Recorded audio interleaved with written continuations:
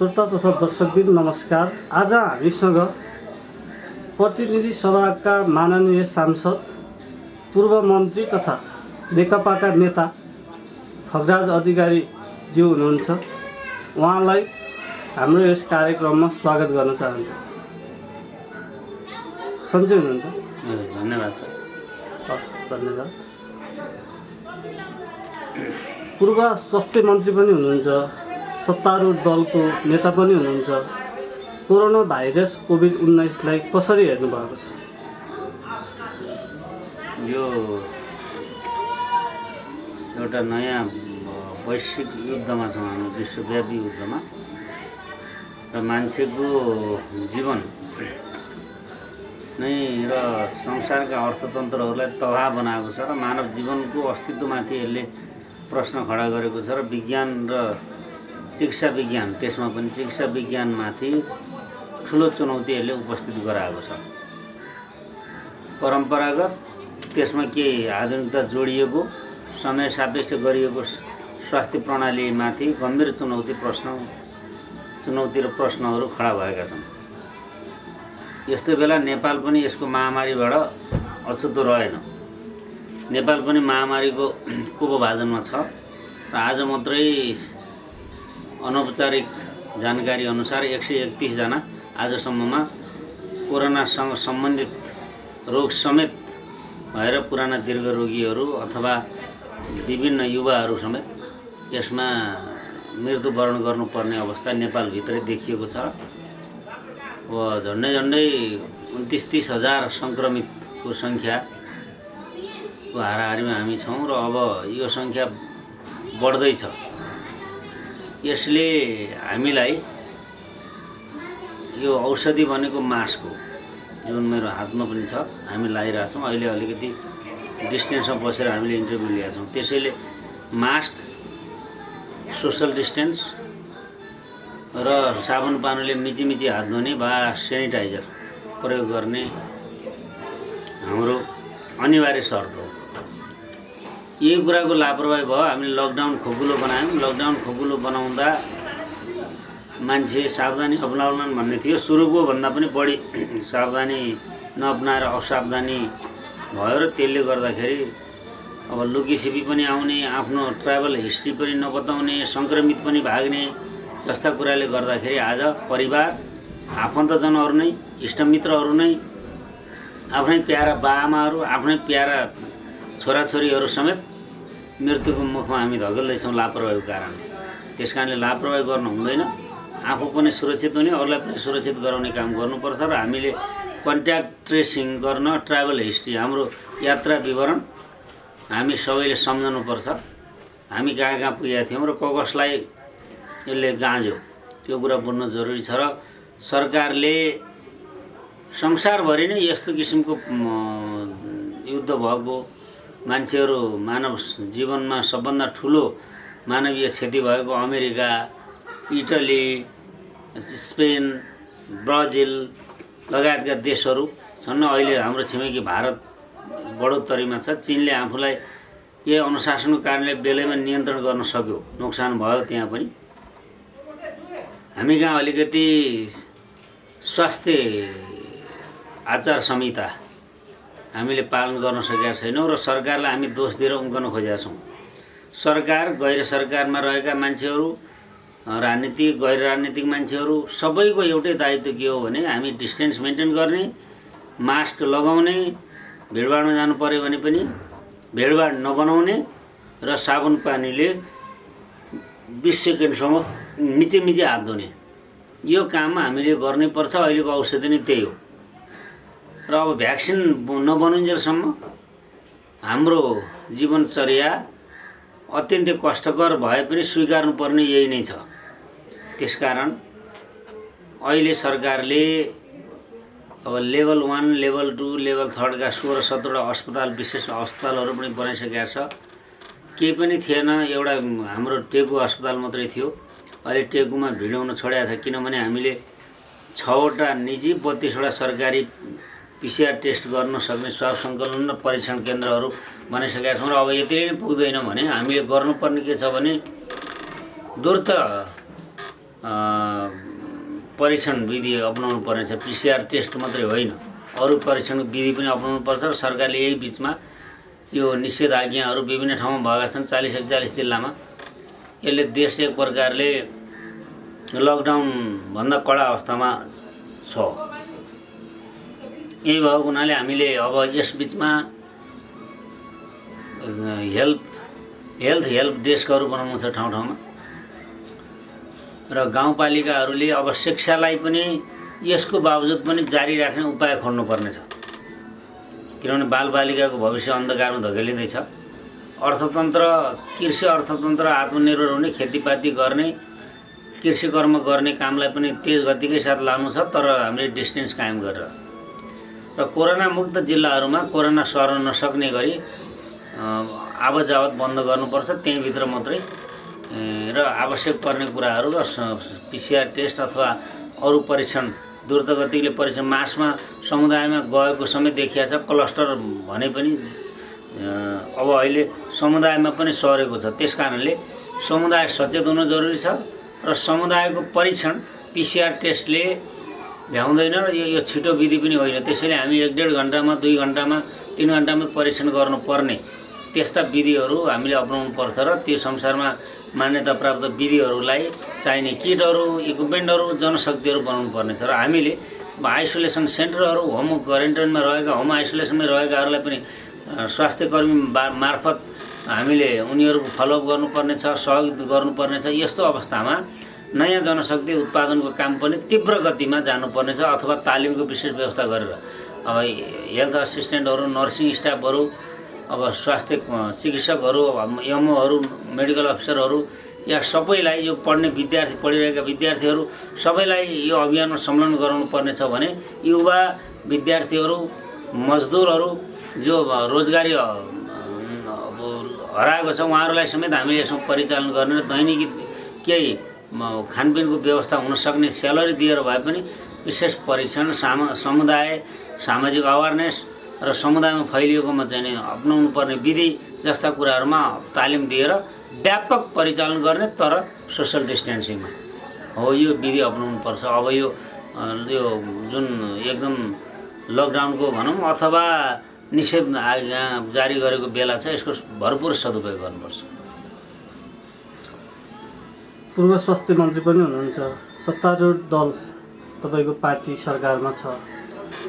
तपाईँको पार्टीले विश्व महामारी कोरोना फैलिरहेको बेलामा खेलिरहेको भूमिका सन्तोषजनक छ?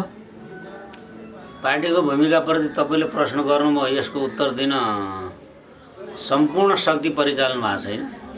हामी आफै विवादमा पनि परिरहेको तपाईँले देख्नुभएकै छ। भुमरीमा सरकारले पनि काम गर्न पाएको छैन। त्यही कारणले त्यस कारणले पार्टी सन्तोषजनक ढङ्गले चलेन। पार्टीको विवाद ठुलो कि कोरोना सङ्क्रमण ठुलो? सङ्क्रमण पार्टीको विवाद त हामी 6 महिनापछि टाले पनि भयो, 1 वर्षपछि टाले पनि भयो। विवाद गर्नै जरुरी छैन। अहिले त हामी पार्टीभन्दा पनि देश ठुलो, देशभन्दा पनि जनताको जीवन ठुलो। त्यसैले अहिले जनता हरेक मानव जीवनको अस्तित्व सङ्कटमा परेको बेला एकाग्र चित्तका साथ सम्पूर्ण देश युनिफाइड, एकताबद्ध भएर कोभिड-19 को विरुद्ध जुझ्नुको कुनै विकल्प छैन र अरू काममा अल्मलिनु भनेको हामीले आफूलाई नचिन्नु हो। तपाईँको पार्टी कोभिड-19 प्रति लक्षित छ कि आन्तरिक विवादमा धेरै समय रुमल्लिएको छ? यसमा तपाईँले पार्टीको कुरा अब तपाईँले सोध्नुभयो। पार्टी मूल रूपमा कोरोना विरुद्धको लडाइँमा सम्पूर्ण शक्ति परिचालित हुनुपर्ने जनप्रतिनिधिहरूलाई, स्थानीय सरकारलाई, प्रदेश सरकारलाई, केन्द्र सरकारलाई हामीले भरपुर खुट्टा दिएर, बल दिएर, आड दिएर, भरोसा दिएर, काँध थापेर अथवा जनतालाई सचेत गराएर पम्पलेट लिएर अथवा अरू प्रतिरोध आइसोलेसन सेन्टरमा रहेकाहरूलाई अथवा रहने आइसोलेसन सेन्टरहरू बनाइदिएर या अस्पतालका बेडहरू बनाउनु पर्छ भने पनि छिटो अस्पताल प्रिफेक्ट उसबाट अस्पतालहरू बनाउनका लागि पनि जनपरिचालन गरेर लाग्नुपर्ने देखिन्छ। हामी त्यस दिशातर्फ पटक्कै हामी जान सक्यौँ भन्ने छैन। हामी गर्यौँ भने अरू पनि जाने कुरै भएन। त्यस कारणले हाम्रो ध्यान त्यतातर्फ केन्द्रित हुनुपर्छ र अहिले हामीले जे गरेका छौँ त्यसलाई हामीले त्यसै स्टेप डाउन गरिसक्यौँ र अब सम्पूर्ण शक्ति एकताबद्ध भएर जाने क्रममा पार्टीभित्रका आन्तरिक अन्तर्विरोधलाई पनि समाधान गर्ने, तर त्योभन्दा पहिलो कुरा चाहिँ हामी कोभिड-19 को विरुद्धको आफ्नो सम्पूर्ण तयारी गर्नेतिर केन्द्रित छौँ। हाम्रा विगतका कमी कमजोरीलाई हामीले समीक्षा गरेका छौँ। तपाईँको पार्टीको कुरा भन्दा पनि तपाईँको पार्टीको सरकारले कोभिड-19 को सङ्क्रमण जसरी नेपालमा फैलिरहेको छ त्यसमा खेलेको भूमिका सन्तोषजनक छ कि छैन? तपाईँ पूर्व स्वास्थ्य मन्त्री पनि भएको। सरकारले खेलेको भूमिका, हजुर, सरकारले आधारभूत रूपमा सही छ, ठिक छ, सरकारले खेलेको भूमिका। तर कुरा के हो भने हामी बाघ मार्न स्याल मार्न जाँदैछौँ, तर बाघको खजाना लिएर जानुपर्छ तयारीका साथ। हामीले जे सोच्यौँ त्योभन्दा सङ्क्रमण बढी छ।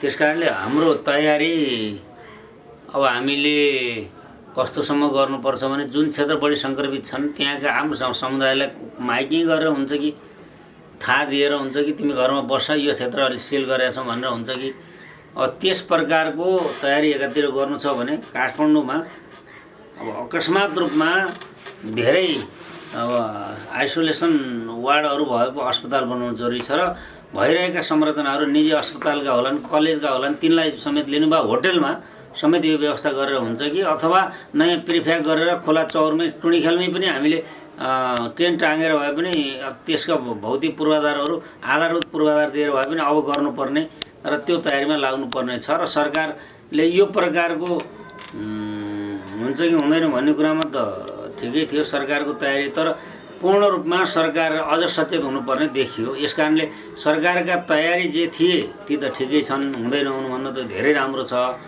तर अब अहिले यी तयारीले पुग्दैन। निषेधाज्ञाको समयलाई सदुपयोग गरेर त्यस प्रकारको पूर्वाधार बनाउने, जनशक्ति उत्पादन गर्ने, सामग्री ल्याउने र अब हामी विक्रम सम्वत 2020 को सरुवा रोग सङ्क्रमण सम्बन्धी ऐनबाट काम गरिरहेका छौँ भने हामीलाई आवश्यक पऱ्यो भने एउटा ऐन पनि चाहिन्छ। त्यो ऐन अध्यादेश बनाएर भए पनि अगाडि बढ्नुपर्छ, जसले सामान खरिद, सङ्कलन र वितरणको समेत औषधिको, जनशक्तिको या सम्पूर्ण स्वास्थ्य इमर्जेन्सीको हैन, हेल्थ इमर्जेन्सी, जनस्वास्थ्य सङ्कटकाल लागू गरेर पनि जानुपर्ने हुनसक्छ। यी सबै कुरालाई मध्यनजर गरेर एउटा अध्यादेश पनि ल्याउनु पर्यो जस्तो लाग्छ मलाई। तर त्यसका लागि अरू आवश्यक तयारी गर्नुपर्छ। सरकार यसै ऐनभित्रबाट वा यी सबै आवश्यक सामग्रीहरूको अभावभित्रबाट गर्न पर्ने अरू काम पनि छन्। तर पनि सरकारले जे गर्यो अहिलेसम्म त्यसका लागि सरकारलाई धन्यवादै दिनुपर्छ र आम जनतालाई पनि धैर्यपूर्वक सरकारका काममा सहयोग गर्नुभएकोमा धन्यवाद दिनुपर्छ। स्वास्थ्यकर्मीहरू र सुरक्षाकर्मीहरू मुरी धन्यवादका पात्र छन्। ज्यान जोखिममा लिएर भए पनि यस्तो बेला जनस्वास्थ्यलाई ख्याल गरेर महत्त्वपूर्ण भूमिका खेल्नेहरूप्रति सबैलाई हामीले धन्यवाद दिनुपर्छ।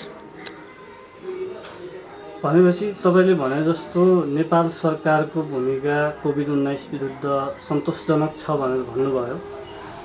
तर अहिले कोरोना लगभग समुदाय स्तरमा पुगिसक्यो अथवा पुग्ने लगभग निश्चित जस्तै छ। समुदायमा पनि देखियो। त्यस कारणले अब यसको त विज्ञहरूले बताउँछन् होइन, प्राविधिकहरूले बताउँछन्, यसलाई अहिले पनि एउटा समुदाय क्लस्टरमा छ भन्ने हो, झुन्डमा छ, तर विश्व WHO को अनुसार तर पनि अब समुदायमा देखियो। भनेपछि कोरोना समाजमा फैलिसकेपछि सरकारको भूमिका जुन सन्तोषजनक भयो भनेर फेरि पनि भन्न सकिन्छ। अब तयारी नै अर्को, रणनीति नै अर्को बनाउनुपर्छ। अहिलेसम्मको रणनीतिले पुग्दैन। त्यसकारण सरकार हिजो बेलुका पनि छलफल गरेर एउटा निष्कर्ष निकाल्यो।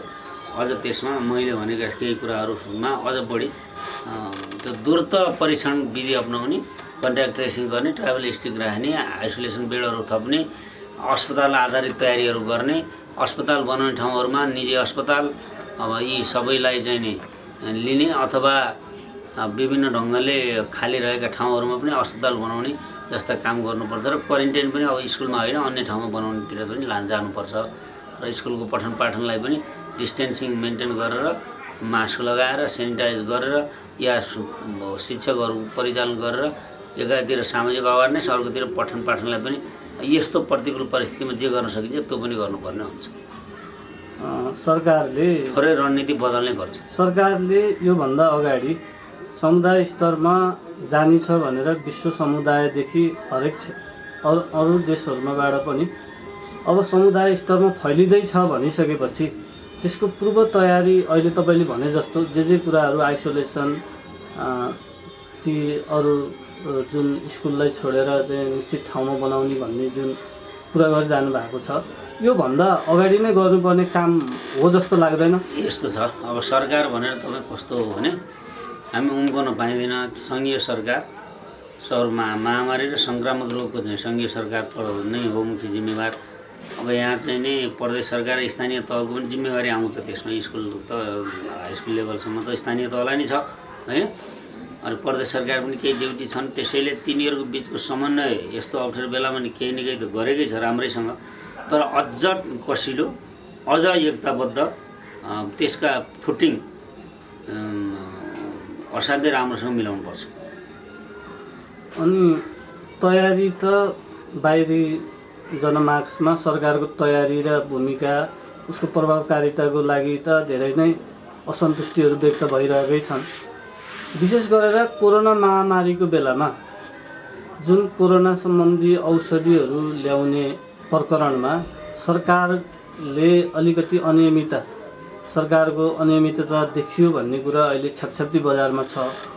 यस्तो महामारीको बेलामा अनियमितता छ भनेर जसरी बजारमा सुन्न पाइन्छ यसले त नेकपालाई त ठुलो धक्का पुग्ने देखिन्छ नि। अनियमितता भएको प्रमाणित भयो भने प्रधानमन्त्रीले भन्नुभएको छ कसैलाई छोड्नुहुन्न। अब आज ओम्नीले अदालतमा मुद्दा हालिसक्यो, उसले पाएको पनि छैन होइन, उसले 1 रुपियाँ पाएको पनि छैन, उसको डिपोजिट बरु सरकारले मासेको छ। र त्यसमा जब प्रश्न उठ्यो त्यति बेला जाँड पाइन्छ ल्याउनु पर्ने थियो। अब टेन्डरमा पनि नआउने 2 पटकसम्म टेन्डरमा होइन। अनि तेस्रो पटकमा जसले आएन म ल्याइदिन्छु भनेर उहाँ चीनबाट भनेको मान्छे के बिग्यो भन्ने के बिग्यो अरे। अब ऊ त कहाँ हरायो कहाँ खै त कहाँ ल्याएर त अनुदानै ल्याउँछु भनेको थियो, हरायो त यिनीहरू। यस कारणले यो काम गर्न पनि नदिने, आफू पनि नगर्नेहरूको कुरा सुनेर त केही अर्थ छैन। सरकार यस्ता बेलामा कहिले कोरोना आउला र अनि झ्याप्प खल्ती भरौँला भनेर बनेको सरकार त होइन। त्यसैले सरकारका हरेक राम्रा कामको पक्षपोषण गर्ने, सरकारलाई सुझाव दिनुको सट्टा सरकारलाई डे वानदेखि नै प्रतिपक्षदेखि लिएर अनेकले चाहिँ नि जो विरोध गरिरहनु भएको छ त्यो उहाँहरूको उत्तरदायित्व देखिएन। वास्तवमा सङ्कटको बेलामा हामी भूकम्प बेला सबै एकताबद्ध भयौँ नि। अहिले हामी डे वानदेखि नै विरोध गर्ने, प्रचारमुखी हुने, जनतालाई चाहिँ नि सहयोग गर्ने भन्दा अन्यत्रतिर ध्यान मोड्ने जुन काम भएको छ यो यसका प्रति मेरो कुनै चासो पनि छैन। हामी सम्पूर्ण रूपमा एकताबद्ध भएरै जानु छ र भ्रष्टाचारको कुनै गन्ध भए कुनै पनि बाँकी रहँदैन। नेपाल सरकारले अब यो त छानबिनको प्रक्रियाबाटै हल होला, यो विषय ठिकै छ। तर मार्क्समा यसको आफ्नै तरिकाको व्याख्या छ। तर महामारीको बेलामा स्वास्थ्य क्षेत्रसँग सम्बन्धित विज्ञहरू प्रतिपक्ष नै भए पनि त्यससँग सरोकार राख्ने विभिन्न चाहिँ निकायहरू अथवा विज्ञहरूसँग पनि सरकारले परामर्श गरेन, व्यवस्था ढङ्गले चाहिँ नि हिँड्यो। विज्ञहरूसँग सल्लाह नै नगरिकन चाहिँ यसको चाहिँ तयारी पनि छैन, सल्लाह पनि छैन, सरकार मनपरी ढङ्गले हिँडिरहेछ भन्ने कुरा छ नि। सफेद झुट, बिल्कुल यसमा कुनै सत्यता र तथ्य पनि छैन। किनभने सरकारले पछिल्लो अवधिमा पनि लकडाउन खुकुलो बनाइसकेपछि पनि आर्थिक क्षेत्रका विज्ञहरू, जनस्वास्थ्यका विज्ञहरू लगायत अब उद्यमी व्यवसायीहरू र सबैलाई राखेर घन्टौँ छलफल गरेपछि अब पूर्ण लकडाउन होइन, नयाँ ढङ्गले सोच्नुपर्छ भनिसकेपछि त्यही अनुसार ती सुझावको आधारमा काम गरेको कुरा सबैलाई थाहा छँदैछ।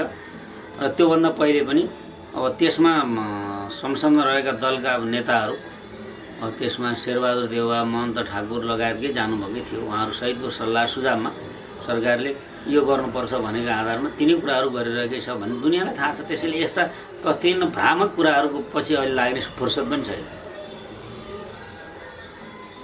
हुनुहुन्छ हालको स्वास्थ्य मन्त्री, तपाईँको सहयात्री पनि हुनुहुन्छ। तपाईँले विभिन्न सार्वजनिक कार्यक्रममा अब समुदाय स्तरमा जाँदैछ र मैले आइसोलेसन र भेन्टिलेटर थप्नलाई सुझाव दिएको छु भनेर पनि भन्नुभएको छ। त्यसको लागि एकदमै तीव्र गतिमा त्यो कार्य हुनेवाला छ कि त्यो एउटा सुझावको रूपमा मात्रै हुँदैछ? ती सुझावहरू गर्न नगर्ने भएको भए वा त्योभन्दा मभन्दा पनि विशेष सूचना लिएर उहाँ अगाडि नबढेको भए त आज हामी 200-400 भेन्टिलेटर भएको ठाउँमा झन्डै 1000 भेन्टिलेटरहरू पुर्याएका छौँ होइन। अब हामी झन्डै 1 महिनालाई स्वास्थ्य सामग्री हामी छन् 10 दिनलाई 40,000 मान्छे सङ्क्रमित हुन्छन् भने परीक्षणका साथ हामीसँग त्यही किट्सहरू पनि छन् PCR टेस्ट गर्न सकिने तिनको 13-14,000सम्म परीक्षण भएकै छ तपाईँले देख्नुभएकै छ। त्यसैले अब हाम्रो सल्लाह सुझाव र आफ्नै ज्ञान सिप र अरूसँगको परामर्शको आधारमा उहाँले जे तयारी गर्नुभएको छ यो उहाँको तयारीका प्रति हामीले उहाँलाई हौसला दिनुभन्दा उहाँलाई निराश बनाउनु हुन्न भन्ने पक्षमै छु। सरकारको एउटा तयारी जुन लकडाउन गर्नुपर्ने ठाउँ र बेला सरकारले तराईका केही नाकाका ठाउँहरू र त्यति बेला लकडाउन गर्न नपर्ने ठाउँमा जो 3 महिना अगाडि चैतदेखि त्यो ठाउँहरूमा जहाँ लकडाउन गर्नुपर्ने थियो त्यहाँ कडाइका साथ गर्न सकेन र जहाँ गर्नुपर्ने थिएन त्यहाँ चाहिँ लकडाउनको प्रभाव पर्यो, जसको कारणले गर्दा अहिलेको लकडाउन ठिक भए तापनि 3 महिना अगाडिको लकडाउन केही प्रभावित नभएको ठाउँहरूमा चाहिँ गर्यो भन्ने कुरा छ नि। यो गलत कुरा। तपाईँ टेस्टै नगरी कहाँ प्रभावित छ छैन। 77 जिल्ला पुगेको फेर त अहिले पो 6-7वटा जिल्ला मुक्त छ होइन। मुक्ताङमा पुग्यो, मनाङमा पुग्यो होइन, डोल्पामा पुग्यो, तपाईँ जाने सोलखुम्बुमा पुग्यो होइन। यो सबैलाई थाहा छँदैछ त। अनि यो सङ्क्रमण व्यापक हुन नदिन त लकडाउनै गर्नुको अरू विकल्प थिएन भने त जस्टिफाई भयो नि तथ्यले। त्यसैले यस्ता तथ्यहीन कुरा र अब अनावश्यक प्रश्नको जवाफ दिएर समय खेर नफालौँ, काममा अगाडि बढौँ। अब अलिकति प्रसङ्ग बदलौँ, पार्टीभित्रको विवाद। हजुरलाई हजुरप्रतिको एउटा टिप्पणी, हजुर एकदम गुटमा चाहिँ सशक्त भएर लाग्नुहुन्छ, अझ त्यसलाई भन्नुपर्दा विचारमा लाग्नु भएको होला। हजुर गुटमा अन्धभक्त तरिकाले लाग्नुहुन्छ भन्ने आरोप छ तपाईँमाथि। तपाईँ त्यस कुरालाई कसरी व्याख्या गर्नुहुन्छ? को हुन् त्यस्तो आरोप लगाउने? जसले गुटको खेती गरेर बसेका छन्, जीवन बिताएकै छन्, त्यसमा आफ्नो खुबी उबी छैन, काम गर्दैनन्, जनताप्रति उत्तरदायी पनि छैनन्, संसदप्रति उत्तरदायी पनि छैनन्, पार्टीप्रति उत्तरदायी छैनन्, तिनीहरूले भनेका कुराहरूप्रतिको मेरो टिप्पणी छैन। मेरा मित्रहरूमा कहीँ कतै त्यस्तो गुनासो छ भने मैले अहिलेसम्म गुटमा म संलग्न छैन। म विशेष त पार्टीको दृढ कार्यकर्ता हुँ। पार्टी एकताको पक्षमा छु। म पार्टीका सम्पूर्ण विधि पद्धतिको पक्षमा छु र पार्टीलाई यहाँसम्म ल्याउन मैले 9 वर्षको उमेरदेखि यो राजनीतिमा लागेको, 32 सालदेखि पार्टी सदस्य प्राप्त गरेको, 36 सालदेखि पूर्णकालिक भएर काम गरेको, 50औं वर्ष यो आन्दोलनमा लागेको कार्यकर्तालाई यस्ता सतै टिप्पणीको जवाफ दिनुपर्ने आवश्यकता छैन। पार्टीको विवाद समाधानतर्फ उन्मुख भइरहेको छ, यसमा तपाईँको भूमिका कस्तो रह्यो? सार्वजनिकै छ। तपाईँलाई मैले जे भनेको थिएँ, हामी सरकार र पार्टी नेतृत्वको निरन्तरता विधिपूर्वक अब पहिला पनि भन्ने चलन थियो। अब हाम्रो झलनाथ खनाल कमरेडले एकचोटि चाहिँ नि पार्टी महासचिव फेर्न भनेर भन्नुभयो माधव नेपाललाई फेर्न। त्यो बेला केपी ओलीले के भन्नुभयो भने तन्ना फेरे जस्तो होइन, संस्थागत रूपमै विधिपूर्वकै महाधिवेशनै गएपछि मात्रै हुन्छ, अहिले गर्न हुँदैन, यो तन्ना फेरे गएर भनेर भन्नुभयो भन्ने होइन। अब त्यो साँचो कुरा हो। संस्थागत रूपमा 2टा पार्टी अध्यक्षले पार्टी एकीकरण गरेका हुन्। तिनीहरूले बनाइदिएको जे बनाउँछ म्यान्डेट हामीले तिनीहरूलाई दियौँ। दिँदाखेरि स्थायी कमिटी, सचिवालय, केन्द्रीय कमिटी त्यहीँबाट बन्यो होइन। त्यसैले यो सहमतिका साथ मात्रै निर्णय गर्ने भन्ने छ र हाम्रा सहमति बिगार्न 2टी अध्यक्षले हुँदैन र अध्यक्षहरूलाई सहमतिमा ल्याउन हामीले भूमिका खेल्नुपर्छ। यसमा सबैको भूमिका सराहनीय नै छ। जे भयो विगतमा नराम्रा कुराहरू भयो होलान्, टिप्पणी भयो होलान्, अब एकदम मनमुटाव गर्ने तर्फ पनि गयो होलान्। अब यी सबै कुरालाई बिर्सेर अब नयाँ एउटा उचाइ, नयाँ सहमति, नयाँ अब एउटा दृष्टिकोणका साथ वर्तमान चुनौतीहरूको सामना गर्दै गुमेको भूमिबाट, हाम्रो भूमिबाट भारतीय सैन्य फिर्ता गर्नेदेखि लिएर नक्सा सर्वसम्मत रूपमा जुन संविधान संशोधन गर्ने काम सरकारले गर्यो, सरकारले धन्यवाद दिएर कोभिडका विरुद्ध गरेको अहिलेसम्मका सकारात्मक पहल प्रयत्नलाई धन्यवाद दिएर थप तयारीका लागि सरकारलाई प्रोत्साहित गर्ने र गुमेको भूमि अथवा हाम्रो भूमिमा विदेशी जो फौज छ त्यसलाई फिर्ता गर्ने, आफ्नो देशमा फर्काउने काममा सम्पूर्ण शक्तिका साथ लाग्नुपर्छ र सरकारलाई धन्यवाद दिनुपर्छ र ल्यान्डलक्ड कन्ट्रीलाई अब चाहिँ नि भूजडित देश बनाउने काममा सरकारले जे महत्त्वपूर्ण भूमिका खेल्यो, यस्ता कामहरू विकास निर्माण नयाँ लहर ल्याउने काम गरिरहेछ। यसलाई सकारात्मक ओजका साथ, उचाइका साथ सम्पूर्ण शक्तिले पार्टीलाई एकताबद्ध बनाएर जानुको अर्को विकल्प छैन। त्यसकारण मलाई लाग्छ सहमतिको विकल्प उच्च सहमति नै हो।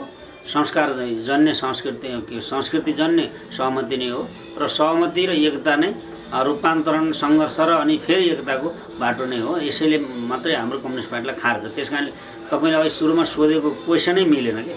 तपाईँ गुटमा अन्ध हुनुहुन्छ यस्तो नाजायज र अनुचित प्रश्नको कुनै औचित्य पनि छैन। किनभने म कहिलेदेखि लाएँ भने जानकारी राखेर प्रश्न गर्नु राम्रो हुन्छ। म गुट फुटको विरुद्ध भिड्दै यहाँसम्म आएको मान्छे हो। म 38 सालमा हाम्रो 79 विभाजन हुँदा दुईवटा हुने अवस्थामा जाँदा दुईवटा गुटले दुईवटा समूहले पत्याइएको र मेरो संयोजनमा अन्तर्राष्ट्रिय अर्थराष्ट्रिय समिति बनेको मेरो हिस्ट्री तपाईँले बिर्सनुभयो। त्यस कारणले त्यहाँदेखि अहिलेसम्म अविच्छिन्न रूपमा सक्रियतापूर्वक पार्टी निर्माण र आन्दोलनको निर्माणको निम्ति तीव्रता साथ लागेको छ। र यसमा मलाई कसले के कुरा काट्छन्सँग मलाई मतलब पनि छैन र मलाई कुनै पद विशेषप्रति कुनै मोह पनि छैन।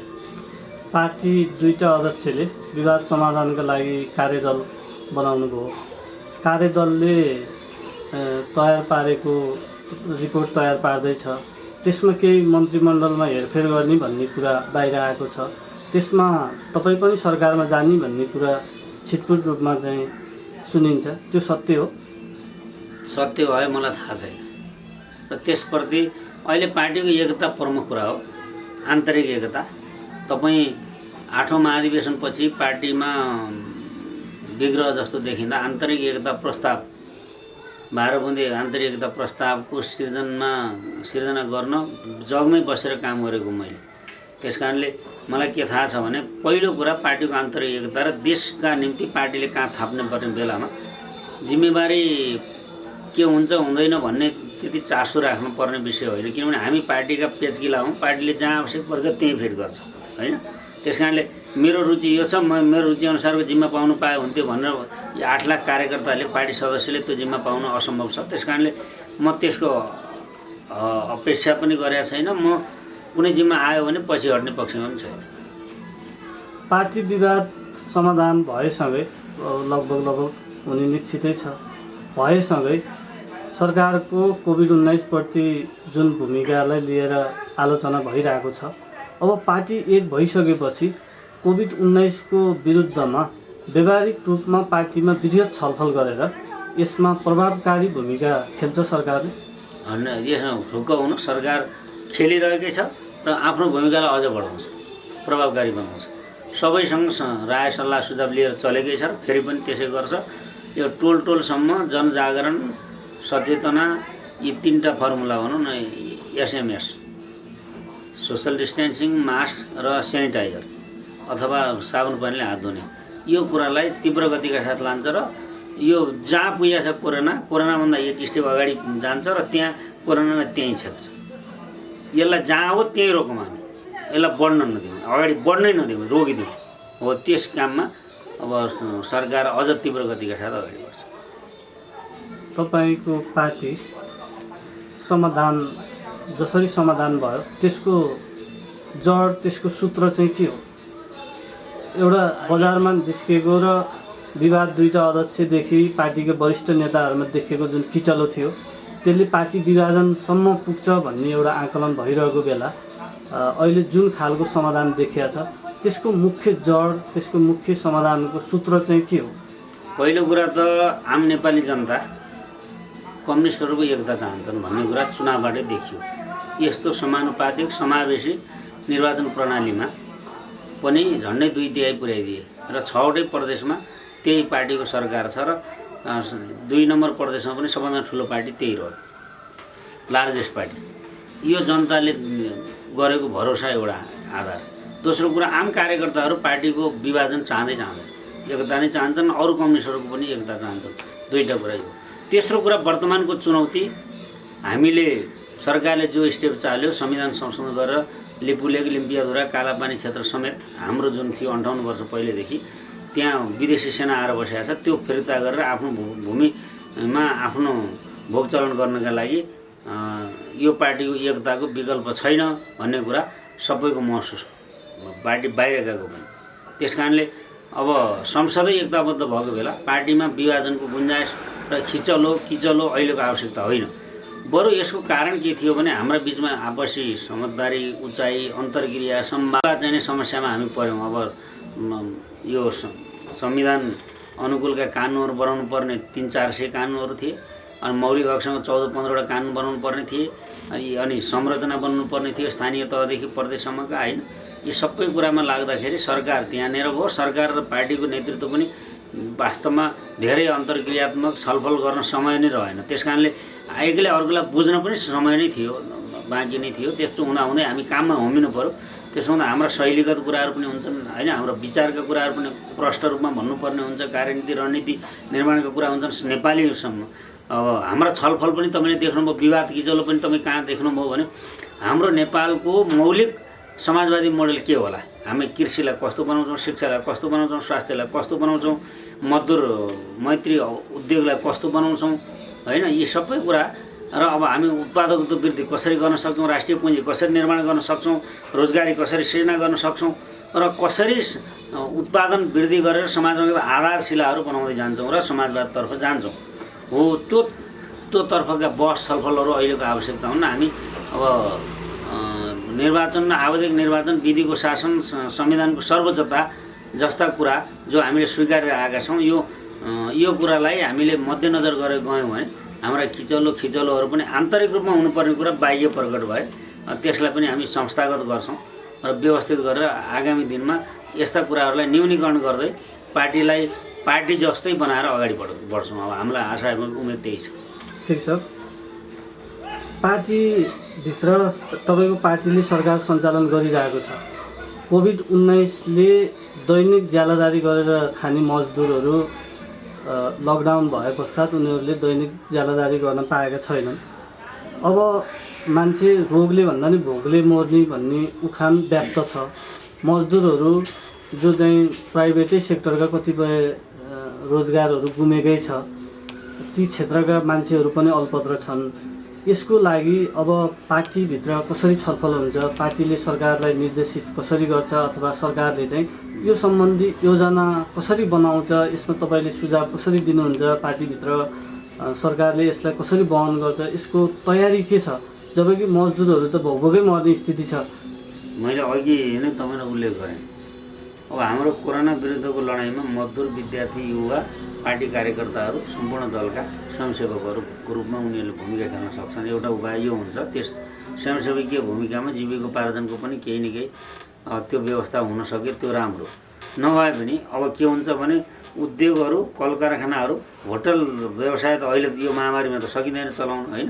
त्यसको पनि अब कुकिङ र डेलिभरीका विशेष व्यवस्था गर्ने, त्यहाँ बसेर नखाने, होइन, तर चाहिँ भण्डारण, पकाउने र डेलिभरी गर्ने, प्याकेज होम प्याक गर्ने जस्तै गरेर ती मजदुरहरूलाई पर्यटनलाई सब्सिडाइज गर्न अहिले मौद्रिक नीति जुन आयो नि, ती मजदुर मैत्री छ, व्यवसाय मैत्री छ, होइन।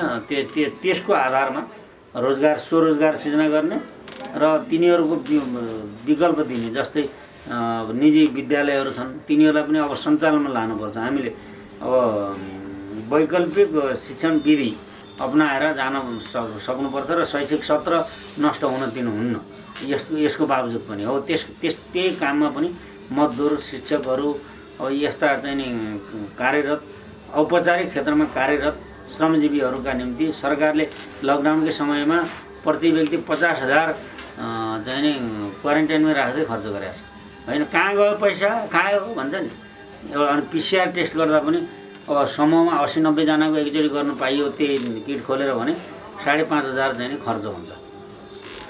त्यस कारणले त्यो पनि पाइएन भने एउटालाई मात्रै गर्नु पर्यो, त्यो किट खोल्नु पर्यो भने त त्यो पनि 30-35 हजार जान्छ, होइन। त्यसैले यी सबै कुरालाई हेर्दाखेरि अब अहिलेको अवस्थामा जमिनसँग जोडिएका रोजगारी सिर्जना गर्नु पर्यो, कृषि कर्मसँग जोडिएका कुराहरू गर्नु पर्यो, खाद्यान्न उत्पादनलाई पनि सुरक्षित हुँदै, होइन, र निर्माणका काममा पनि सुरक्षित हुँदै गर्न सकिने र मजदुरहरूलाई अब त्यहाँ कारखानाभित्र जाँदा PCR टेस्ट गर्ने, होइन, अनि त्यहीँ आइसोलेसन जस्तो हुन्छ, तिनीहरू बाहिर कसैसँग सम्पर्कित हुन नदिने।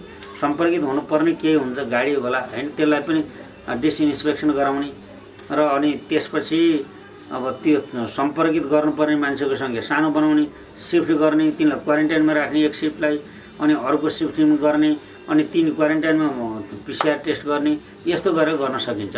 त्यस कारणले सञ्चालनका नयाँ विधि बनाउने, रोजगारको पूर्ण हरण हुन नदिने र प्रतिकूल परिस्थितिमा पनि अब थोरै तलब मानले पनि काम गर्ने। अब अर्थतन्त्र विदीर्ण भयो भने त सङ्कटकालै घोषणा गर्नुपर्ने हुनसक्छ होइन। त्यस प्रकारको अवस्थामा पनि सबै तयारी हालतमा रहेर अब हामी अगाडि बढ्यौँ भने हाम्रो अर्थतन्त्र दिप भएको अर्थतन्त्र बाल्न सक्छौँ।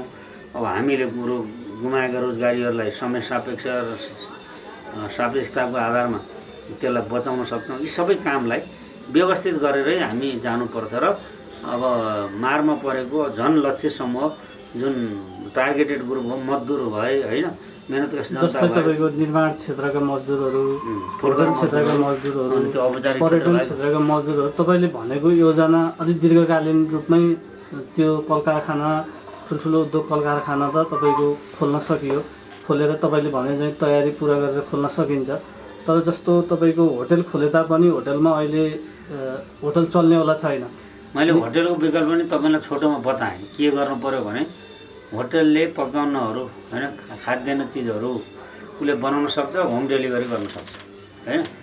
त्यतिका चाहिने मजदुर जति सङ्ख्या हो त्यो सङ्ख्या त्यहाँ रहन्छ। अरू त्यहाँबाट सिफ्ट भएर अरू चाहिँ भोलिन्टियर्स कामहरू गर्ने जुन सरकारले विकल्प निकाल्ला होइन, त्यहाँ निर्माणै कार्यमा जानुपर्ने पनि हुनसक्छ होइन। त्यस्तो गर्दाखेरि उहाँहरूले विशेष तालिमको छोटो समयको तालिम लिएर त्यहाँ सिफ्ट हुने कि अर्को प्रकारको उहाँहरूले अब उत्पादनमा लाग्ने कि यी सबै कुराहरूको उहाँहरूसँग परामर्श गर्ने अनि उहाँहरूको रायअनुसार सरकारले केही न केही फेसिलिटी दिन्छ वित्तीय संस्थाबाट, त्यसलाई आधार बनाएर स्वरोजगार सिर्जना गर्नेतिर पनि जानुपर्छ। भन्नाले जुन राहत बाँड्दै थियो पहिला सरकारले, जुन राहत बाँडेको थियो त्यो राहत फेरि बाँड्ने कुरा सम्भव छ कि छैन? त्यसो गर्नु राष्ट्रलाई पनि सम्बन्धित व्यक्तिलाई पनि हामीले निगममा बनाउँदो रहेछौँ। त्यसमा सरकारले रिथिङ्क गर्नुपर्छ। अब उहाँहरूलाई काममा पनि लगाउने अनि सरकारले काम पनि लिने, उहाँहरूलाई रोजगारी पनि दिने, त्यो प्रकारको विधि अपनायो भने उनीहरूलाई पनि सित्तिमै मगन्ते हुँ कि भन्ने पनि हीनताबोध भएन। मेरो श्रमको मूल्य लिएको छु भन्ने छ, सरकारले श्रमको मूल्य उठाइरहेको हुन्छ। त्यसले गर्दा आर्थिक गतिविधि पनि अगाडि बढ्छन्, तर सुरक्षा विधि अपनाउनु पर्यो, हेल्थ प्रोटोकल अपनाएरै जानु पर्यो। अन्त्यमा कोभिड-19 को महामारीमा सत्तारूढ दलको माननीय सांसद भएको र पूर्व स्वास्थ्य मन्त्री पनि भएको नाताले आम नागरिकले सरकारसँग कोभिड-19लाई कसरी चाहिँ म बाँच्छु भनेर एउटा म पनि बाँच्न सक्छु, सरकार छ भनेर कसरी अपेक्षा गर्ने र आम नागरिकले पनि सरकारले लगाएका नीति नियम जुन छ कोरोना कोभिड-19 सम्बन्धी त्यसलाई कसरी सहयोग गर्न सक्छ आम नागरिकले, तपाईँले कसरी आह्वान गर्नुहुन्छ ती दुईटै कुरालाई? मेरो विनम्र आग्रह छ, मैले बारम्बार यही क्रममा पनि भनेको छु, हामीले सरकारले, विश्व स्वास्थ्य सङ्गठनले, नेपाल स्वास्थ्य मन्त्रालयले, सामाजिक विकास मन्त्रालयहरूले, स्थानीय तहले जे आचार विधि भनेका छन् त्यसलाई एकदमै दृढतापूर्वक पछ्याउने र अब सङ्क्रमित भइहाल्यो भने पनि मनोबल नगिराउने। अब त्यो सङ्क्रमित हुनेहरू सबै मर्छन् पनि होइन, नडराउने, सतर्क रहने। तर यसका नाममा पहिला हामी धेरै डरायौँ, अहिले हामी सतर्क पनि छैनौँ। झन् अहिले हुनुपर्ने डराउने बेला हो।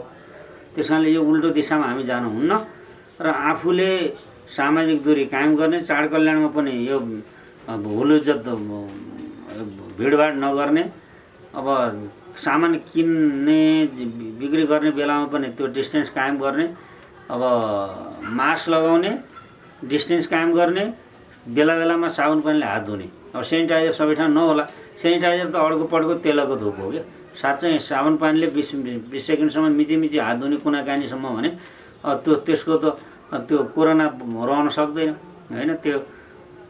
त्यसमा त हामी सबैले फलोअप गर्नु पर्यो र अब जो गाउँमा छन् सङ्क्रमित छन् ती सङ्क्रमितहरू लुक्ने होइन, उनलाई अपमान गर्ने पनि होइन। सङ्क्रमित हुनु अपराध होइन, सङ्क्रमण जसलाई पनि हुनसक्छ, तपाईँलाई हुनसक्छ, मलाई हुनसक्छ, लुकाउने पनि होइन। र तिनीहरूलाई अब झोलिलो चिजहरू दिने अनि हौसला बढाइदिने अनि उनीहरू नेगेटिभ भएर आउँछन् नि, त्यो के अरे कोरोना पोजिटिभ मुक्त भएर नेगेटिभ भएर आउँछन् अनि तिनीहरू हाम्रै समाजको सदस्य हुन्छन्। यो त कुनै अपराध होइन, उनको गल्ती होइन, त्यहाँदेखि उनलाई छिचेर दूर गर्ने पनि होइन। त्यसका नाममा उनीहरू होम आइसोलेसनमै घरमै बस्छन्, लक्षण नदेखिएका, तिनलाई चिकित्सकसँगको सूचनामा हामीले मध्यस्थको काम गर्ने, तिनीहरूले खाद्य चिजहरू पुर्याइदिन अथवा स्वादिला चिजहरू के त्योभन्दा पनि पोसिला चिजहरू पुर्याइदिने कुरा मद्दत गर्ने, त्यस्तो गर्नु पर्यो। र आफ्नो ड्युटी पुरा गर्दै कृषि कर्म र अन्य उत्पादन कर्ममा पनि डिस्टेन्स मेन्टेन गर्दै आर्थिक क्रियाकलापलाई पनि बचाउँदै जानु पर्यो। बच्चाहरू जो घरमा हुनुहुन्छ ती बच्चाहरूको पठन पाठनतिर दिमाग दिनलाई अभिभावकहरूले पनि जान्नेले आफैले पढाउने, जानिएको छैन भने एउटा सोसियल डिस्टेन्सिङमा क्लस्टरहरू बनाएर बच्चाहरूलाई पढाउने, त्यो काममा पनि मद्दत गर्नुपर्छ सबैले। र यस्तो अब गरेर अहिलेको प्रतिकूल परिस्थितिलाई चिर्दै समाजको व्यवस्था र जीवनलाई, दैनिक जीवनलाई सामान्य बनाउने वा यससँग एडजस्ट हुने, योसँग अब मिलेर काम गर्ने भनौँ, यो सँगसँगै योसँग चाहिँ आफू जुधेरै काम गर्न सक्ने बनाउन सबैले अत्यन्तै दृढ अठोटका साथ लागौँ। सरकार तपाईँको अभिभावक, तपाईँको साथमा छ, स्टेपमा छ। तपाईँको रोग लाग्न नदिन, सङ्क्रमण हुन नदिन, सङ्क्रमण भए पनि सुरक्षित राख्न र सङ्क्रमणले सबैलाई बचाउन, कथम कदाचित कसैको जीवन रक्षा हुन सकेन भने त्यसको व्यवस्थापन गर्न सरकारले जे सहयोग मागेको छ त्यसमा हामी सबैले बिना राजनीतिक आग्रह पूर्वाग्रह एकताबद्ध भएर देशलाई यो सङ्कटको बेलामा सबैले सहयोग गरौँ, यही अपिल गर्न चाहन्छु। र सबै स्वस्थ रहनुहोस्, सुरक्षित रहनुहोस्, यो एसएमएसको फर्मुला प्रयोग गर्नुहोस् भनेर म अपिल गर्न चाहन्छु।